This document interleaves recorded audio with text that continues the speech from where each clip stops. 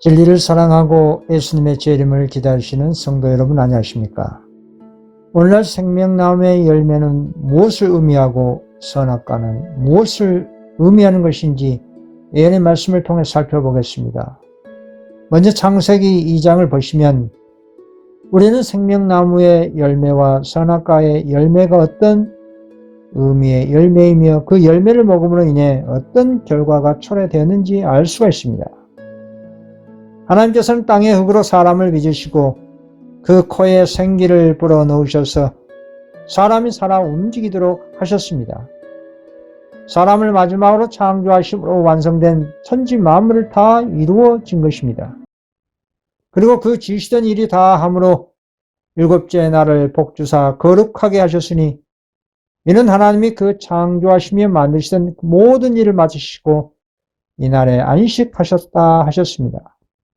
주님께서는 피곤한 자로서가 아니라 당신의 지혜와 선하심의 열매와 당신의 영광의 나타남을 기뻐하시는 자로서 쉬셨습니다. 일곱째 날에 안식하신 후 주님께서는 사람을 위하여 그날을 안식의 날로 성별하셨습니다. 그리고 창조주의 모범을 따라 사람은 이 거룩한 날에 휴식하면서 하나님의 위대한 창조 사업을 회상할 수 있도록 하셨습니다. 사람이 하나님의 지혜와 선하심의 증거들을 바라볼 때 우리의 마음이 창조주께 대한 사랑과 순경심으로 가득 차게 될 수가 있는 것입니다. 그리고 아담과 하와는 생명나무에 자유롭게 접근했습니다. 이때까지는 아무런 죄의 흔적이나 죽음의 그늘이 이 아름다운 창조를 훼손하지 않았습니다. 그리고 주님께서는 에덴 동산을 갖고 놓으시고 손수 빚으신 아담과 하와를 거기서 살게 하셨습니다. 에덴 동산에는 각종 수목들이 있었습니다.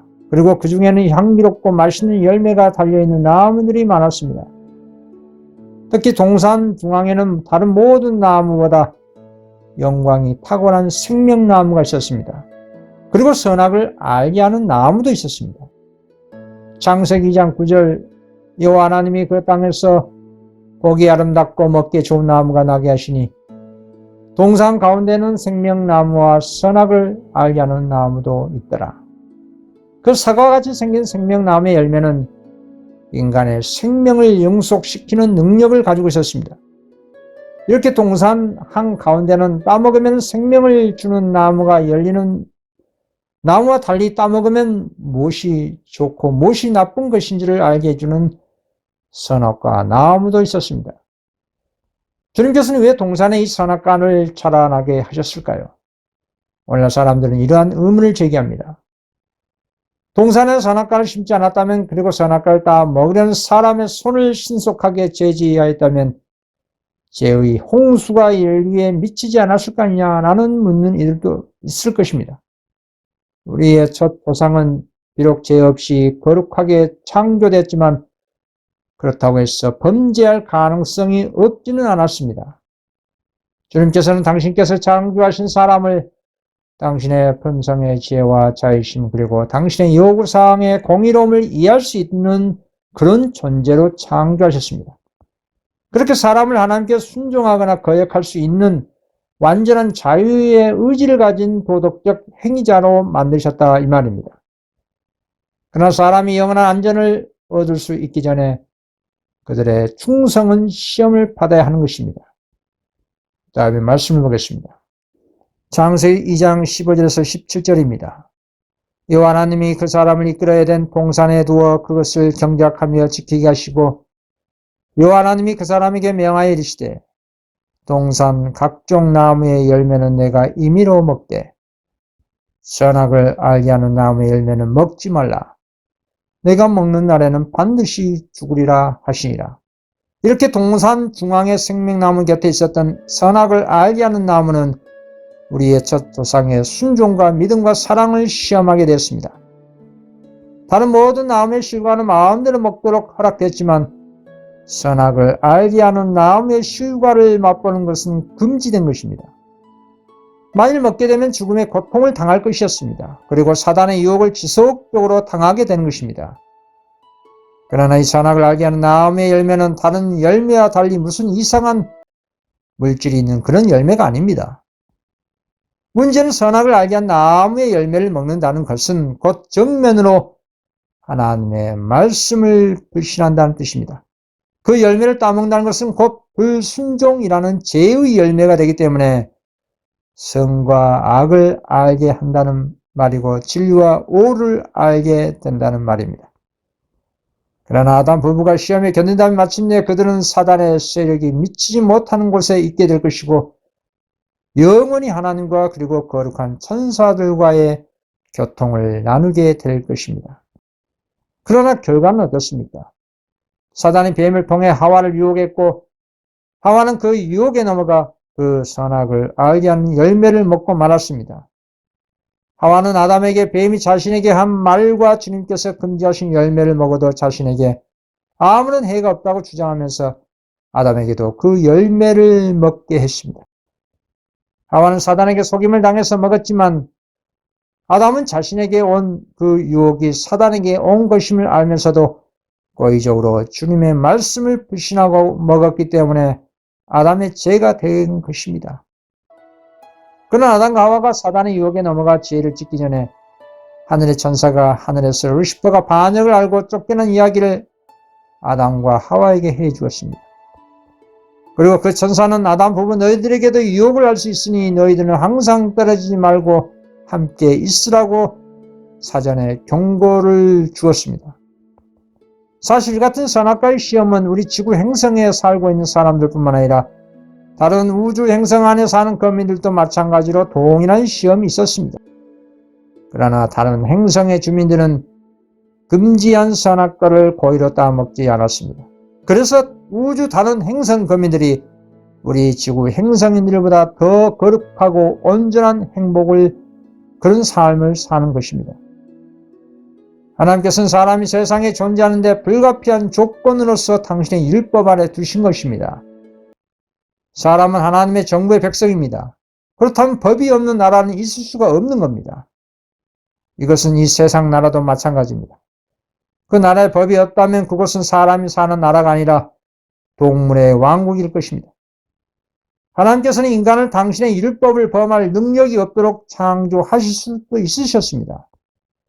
그리고 금단의 열매를 만지지 못하도록 아담의 손을 제어하실 수도 있으셨습니다. 그러나 그렇게 할 경우 사람은 자유로운 도덕적 존재가 아니라 하나의 인공지능 로봇에 불과하게 됐을 것입니다. 우리 인간에게 선택의 자유가 없었다면 그 사람의 순종은 자원한 순종이 아니라 강요된 굴종이 되는 겁니다. 그는 강제된 굴종으로는 하늘에 가지고 갈 수 있는 유일한 그리스도 같은 품성의 개발은 전혀 있을 수가 없게 되는 것입니다. 그래서 지구 행성인만을 자유의 선택이 없도록 창조하셨다면 다른 우주 세계의 주민들을 다스리는 데 있어 하나님의 계획과 정면으로 배치되는 것이 되는 겁니다. 그리고 인공지능 로봇처럼 인간을 창조해서 일방적으로 복종하도록 하였다면 하나님은 독단적 군주라는 사단의 비난을 뒷받침해 주었을 것입니다. 그러나 하나님께서는 사람을 정직하게 창조하셨고 악으로 기우는 성향이 조금도 없는 고상한 품성의 특성을 부여해 주셨습니다. 하나님께서 사람에게 높은 지력을 주시고 당신께 충성하도록 자유의 의지의 선택권을 주셨습니다. 주님께 순종할 수 있는 의지의 자유의 선택권을 선용할 때 완전하고 영구적인 순종으로 영원한 행복과 생명나음에 접근할 수가 있게 되는 것입니다. 이 같은 조건적인 영생은 오늘날도 동일하게 적용되는 것입니다. 그러나 참으로 슬프게도 지금도 이 세상에는 사람들이 끊임없이 하나님께서 금지하신 선악을 알게 하는 나무의 열매를 먹습니다. 그리고 반면에 극소수의 사람들만 생명나무의 열매를 먹습니다. 그 예언의 실상을 보겠습니다. 계시록 22장 14절입니다. 자기의 두루마기를 빠는 자들은 복이 있으니 이는 그들이 생명나무에 나아가며 문들을 통하여 성에 들어갈 건세를 받으려 함이로다.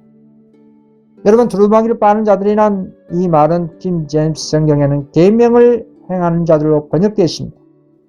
참으로 믿음으로 말미암아 구원을 얻는 의인의 열매는 하나님의 모든 계명에 순종하는 삶으로 증거되는 것입니다.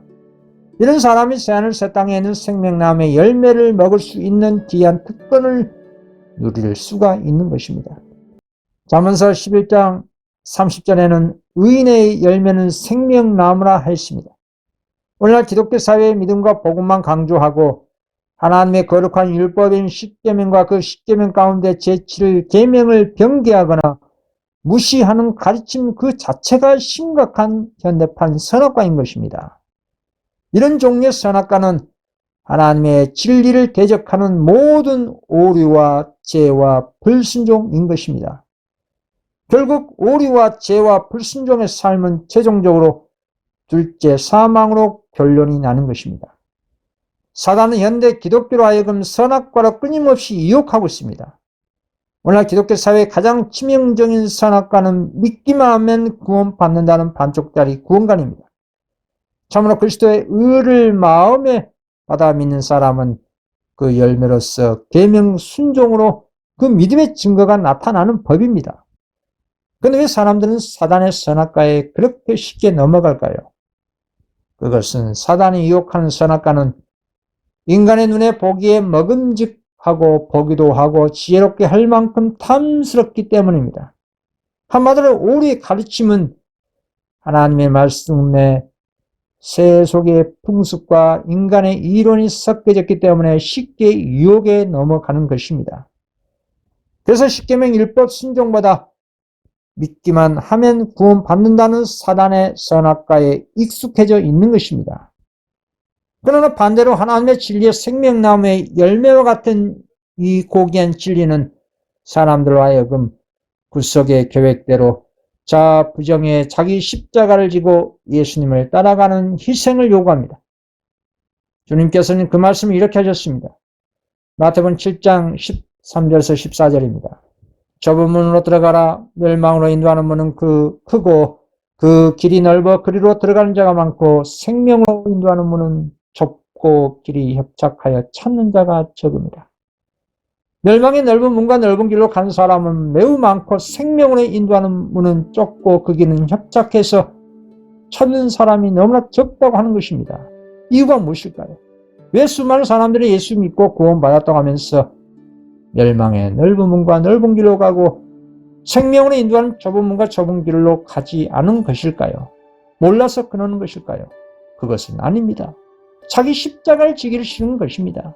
자신의 자아를 부인하는 것이 죽기보다 싫은 것입니다. 그 같은 믿음과 행위는 생명나무로 나아가기를 고의적으로 거절하는 것입니다. 그냥 세상도 사랑하고 영생도 사랑하는 뜨뜻미지근한 라우디아 교회의 상태에 빠진 것입니다. 뜨뜻미지근한 상태에서 나오지 못하고 있는 것입니다. 이것이 자신의 현재의 상태에 만족하고 있는 신앙을 하고 있다는 뜻입니다.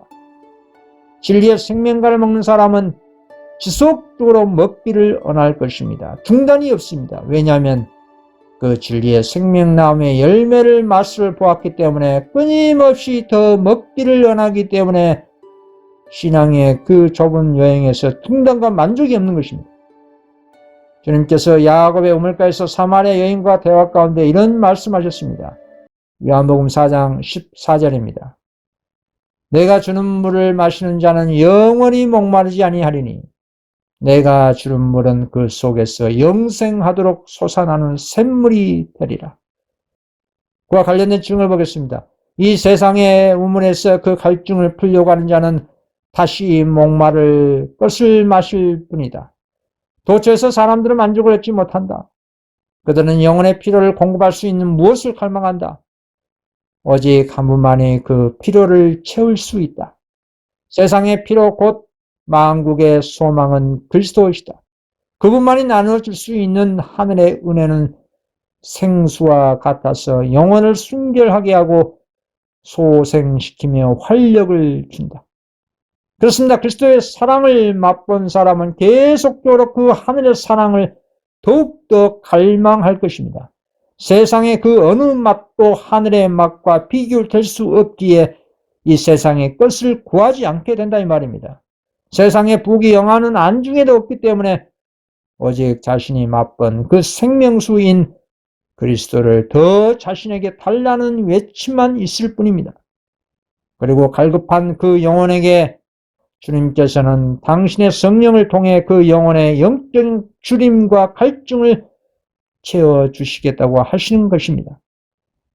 22장 17절입니다. 성령과 신부가 말씀하시기를 오라 하신도다. 듣는 자도 오라 할 것이요 목마른 자도 올 것이요 또 원하는 자는 값없이 생명수를 받으라 하시더라. 그렇습니다. 원하는 사람은 누구든지 예수님께 나아가서 값없이 생명수와 생명나무의 열매를 먹을 수가 있습니다. 이 세상의 모든 인간적인 지식의 물통에 물이 비고 연못은 마르게 될지라도 우리의 그리스도께서는 담이 없는 샘물이 되십니다. 우리가 아무리 마시고 또 마실지라도 그리스도의 생수는 늘 새롭게 공급됩니다. 예수님께서 자신의 마음 안에 거하신 사람에게는 그 속에 영생하도록 솟아나는 샘물을 가진 것입니다. 그리고 생수의 근원이신 그리스도가 그 마음에 있는 사람은 이 생수의 근원에서 자신의 모든 필요를 충족시킬 수 있는 능력과 은혜를 길어 올 수가 있는 것입니다. 그런데 왜 오늘날 라오디게아 교회는 생수의 근원이신 그리스도가 교회 문 밖에 있는 것일까요? 왜 더 이상 전진하지 못하고 뜨뜻미지근한 상태에서 나오지 못한 것일까요? 그냥 세상의 영향 때문이라고 핑계대겠지만 그렇다고 해서 항상 세상 탓만 할 수가 없는 겁니다. 가장 큰 영적인 이유는 우리 자신이 그리스도의 십자가를 마음과 골수에 사무치도록 쳐다보지 않기 때문입니다. 지속적으로 쳐다봐야 되는데 쳐다보지 않기 때문에 그런 것입니다. 자신의 시야에서 예수님을 잃어버렸기 때문입니다. 참으로 그리스도를 마음에 믿지 않기 때문입니다. 그리고 그리스도를 마음에 잃어버린 결과로 바벨론의 오류의 선악과의 가르침으로 자신이 나타나고 있는 것입니다. 바벨론의 포도주와 선악과는 그리스도와 같은 참된 희생을 요구하지 않습니다. 바벨론 포도주는 세상을 취하게 만들어 무너지게 합니다. 계시록 18장 3절 그 음행의 진노의 포도주로 말미암아 만국이 무너졌으며 또 땅의 왕들이 그와 더불어 음행하였으며 땅의 상인들도 그 사치의 세력으로 치부하였도다 하더라.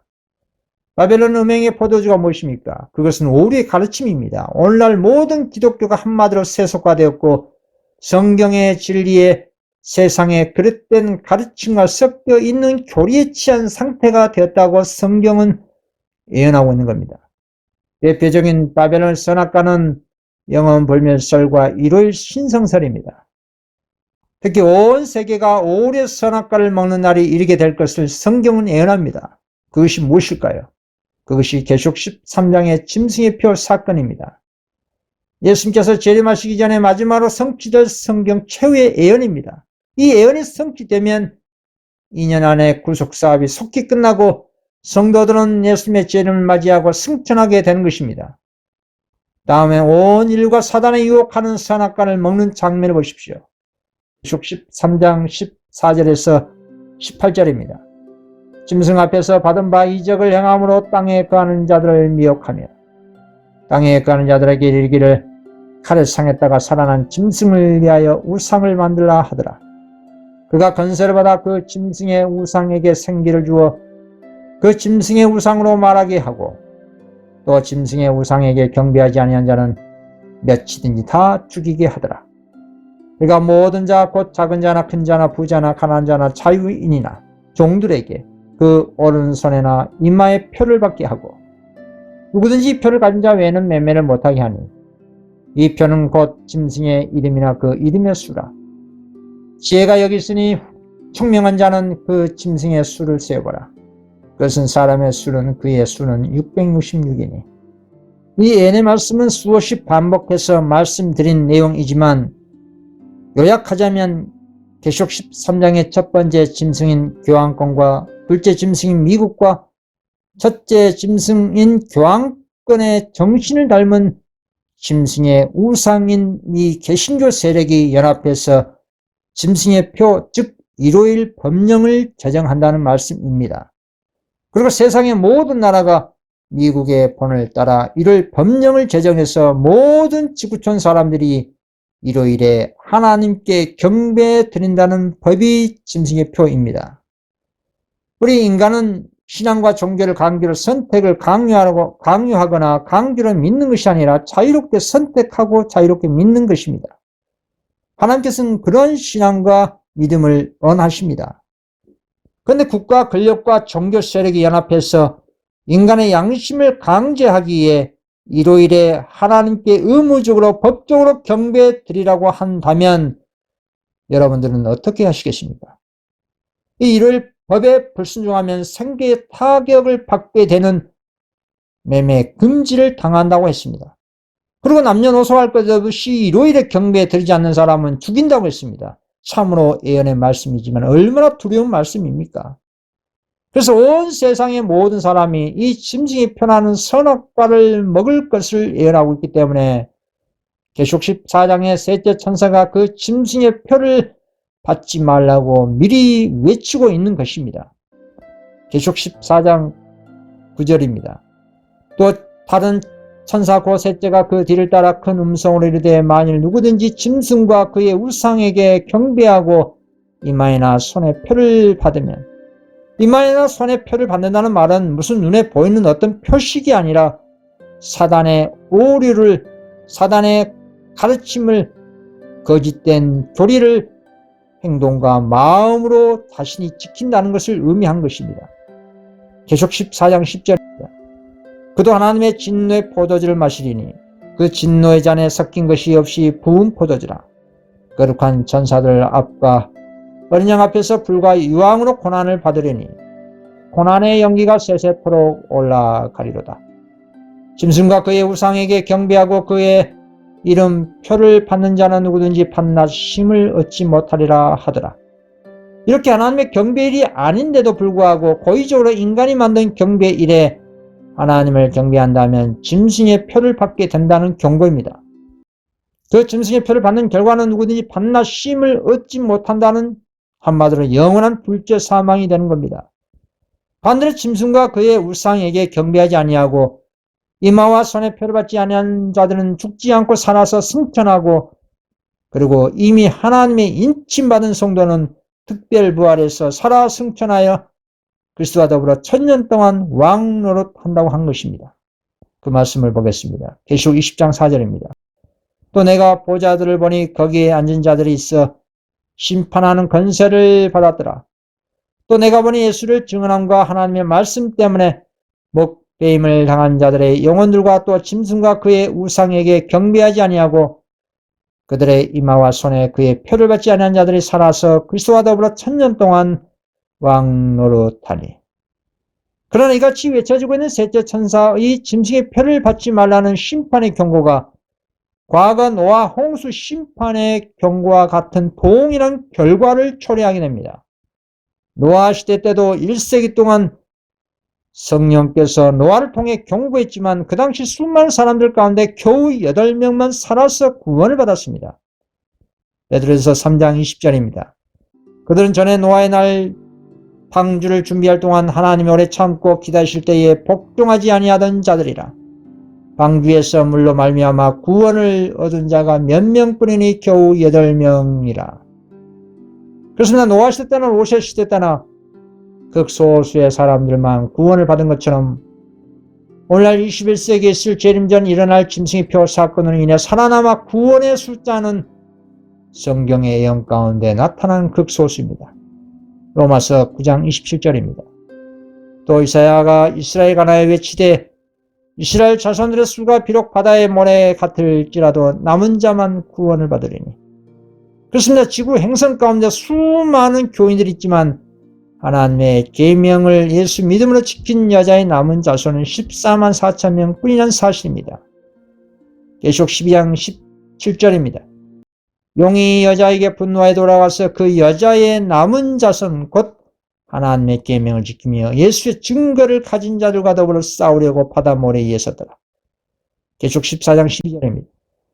성도들의 인내가 여기 있나니 그들은 하나님의 계명과 예수에 대한 믿음을 지키는 자니라. 계시록 15장 2절.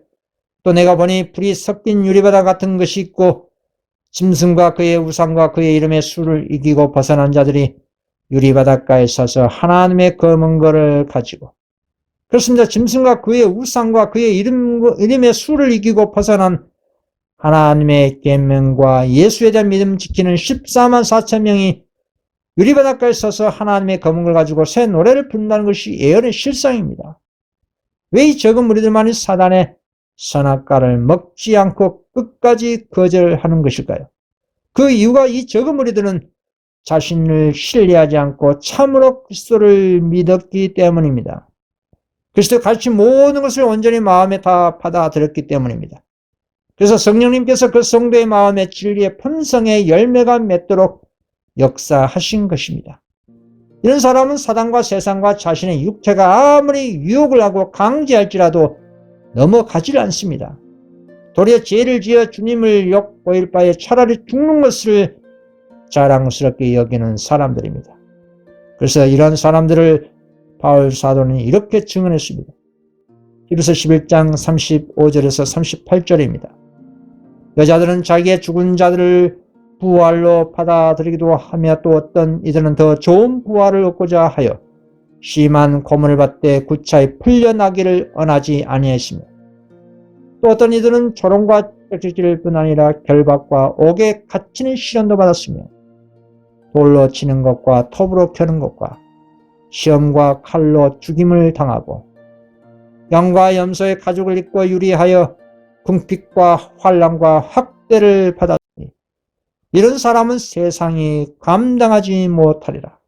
그렇습니다. 이런 사람은 세상이 감당할 수가 없습니다. 말세의 계명을 지킨 적은 무리들은 어린 양이 어디로 인도하든지 따라가는 자입니다. 그 입에 흠과 거짓이 없다고 성경은 증언합니다. 앞에서 언급한 1월 신성설과 영혼불멸설이라는 사단의 가장 큰 두 오류에서 수많은 오류의 선악과 교리가 지금도 온 세상에 파생되고 있습니다. 수많은 현대판 선악과를 보십시오. 그리스도의 신성을 부인하고 선악과입니다. 성령 하나님을 하나님으로 인정하지 않는 그런 교리 또한 선악과입니다. 그리고 그 외에 언제설, 무신론, 체면술, 마술, 강신술, 마리아 중보설, 교회와 세속적인 정치가 연합하고 타락하는 이런 행위들 모두 사단이 유혹하는 선악과입니다.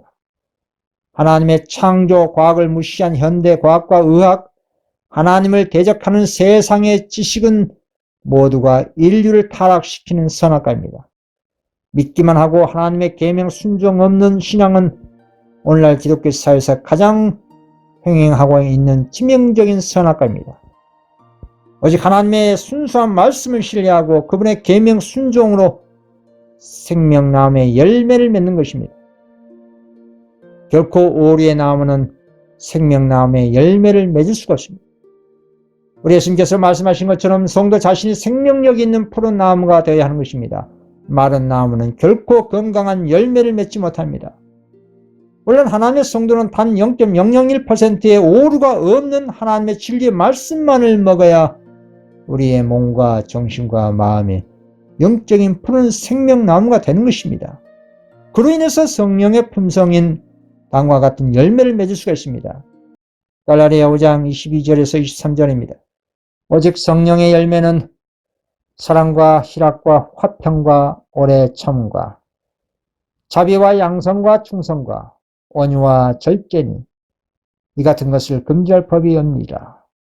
이렇게 두루마기를 빠는 사람이 생명나무에 나아가고 새 하늘 예루살렘 성에 들어갈 권세를 받을 수가 있는 것입니다. 그러나 오리의 열매는 결국 불제 사망입니다. 에덴 동산에 있는 선악과를 먹은 우리의 시조가 선악과를 먹음으로 인해 지금까지 저주의 선악과가 온 세상에 편만하게 열매화가 되어 있는 것을 보십시오. 그렇다고 해서 우리는 우리의 시조처럼 고의적으로 선악과가 탐스럽고 보암직스럽다고 먹음직스럽다고 해서 만질 필요도 없고 먹을 필요도 없는 것입니다. 우리의 시조의 실패를 교훈 삼아 우리는 믿음으로 단호히 영생에 해가 되는 오류의 지식과 잘못된 가르침과 죄를 단호히 거절하면 되는 것입니다. 그리고 그같이 오류의 선악과를 판매하고 있는 바벨론에서 과감하게 나오는 것입니다. 분리하는 것입니다. 오류의 가르침인 선악과를 먹이고 있는 바벨론과 그리스도가 문 밖에 있는 뜨뜻 미지근한 라우디아 교회에서 나오라고 하는 것이 하나님의 마지막 음성입니다. 계시록 18장 4절 또 내가 들으니 하늘로부터 다른 음성이 나서 이르되 내 백성아 거기서 나와 그의 죄에 참여하지 말고 그의 받을 재앙들을 받지 말라고 했습니다.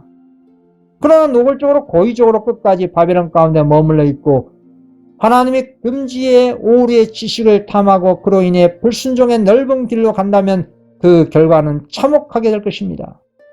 다음에 말씀을 보시기 바랍니다. 계시록 22장 15절, 18절, 19절입니다.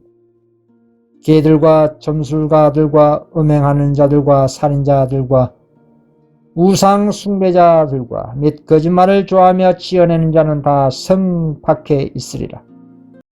내가 이 두루마리의 예언의 말씀을 듣는 모든 사람에게 증언하노니 만일 누구든지 이것들 외에 더하면 하나님이 두루마리에 기록된 재앙들을 그에게 더하실 것이요 만일 누구든지 두루마리의 예언의 말씀에서 제하여 버리면 하나님이 이 두루마리에 기록된 생명나무와 및 거룩한 성에 참여함을 제하여 버리시니라. 오늘날 은혜 시기 가운데 회개할 수 있는데도 불구하고 끝까지 오리의 선악과를 먹기를 원한다면 이 말씀대로 새 하늘 에르사렘 도성 밖에 있게 될 것입니다. 성경에 기록된 재앙이 자신에게 더하게 될 것이고 한마디로 영원한 죽음, 둘째 사망이라는 것입니다.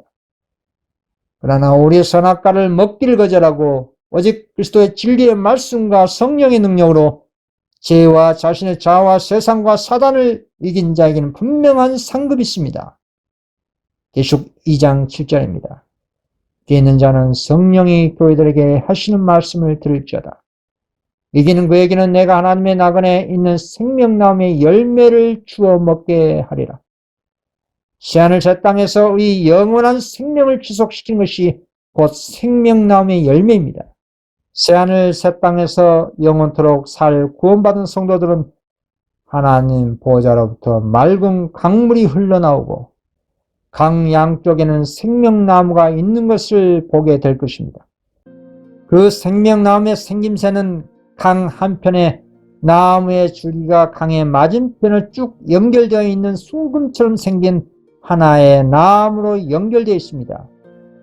그리고 그 생명나무의 열매와 만나, 살구, 무화과, 석류, 포도 그리고 많은 다른 종류의 과일들을 자유롭게 먹게 될 것이고 그 생명과실과 잎사귀와 생명수로 인해서 영원한 생명이 지속되는 것입니다. 원래 생명나무의 열매의 영적인 의미는 그리스도의 의를 참으로 마음에 믿는 사람은 하나님의 진리의 말씀과 그 말씀을 통해 역사하시는 성령님의 감동과 감화에 힘입어 하나님의 계명과 예수 믿음으로 사는 경건한 삶이 생명나무의 열매를 먹고 있다는 뜻입니다. 원래 이런 의미의 생명나무의 열매를 먹은 사람이 실상으로 다음에 축복이 임하게 되시는 겁니다. 계시록 22장 1절에서 5절입니다. 또 그가 수정같이 맑은 생명수의 강을 내게 보이니 하나님과 및 어린 양의 보좌로부터 나와서 길 가운데로 흐르더라. 강 좌우에 생명나무가 있어 12가지 열매를 맺되 달마다 그 열매를 맺고 그 나무 잎사귀들은 만국을 치료하기 위하여 있더라. 다시 저주가 없으며 하나님과 그 어린 양의 보좌가 그 가운데에 있으리니 그의 종들이 그를 섬기며 그의 얼굴을 벌터이요 그의 이름도 그들의 이마에 있으리라. 다시 밤이 없겠고 등불과 햇빛이 쓸데없으니 이는 주 하나님이 그들에게 빛이심이라. 그들이 세세토록 왕노릇하리로다.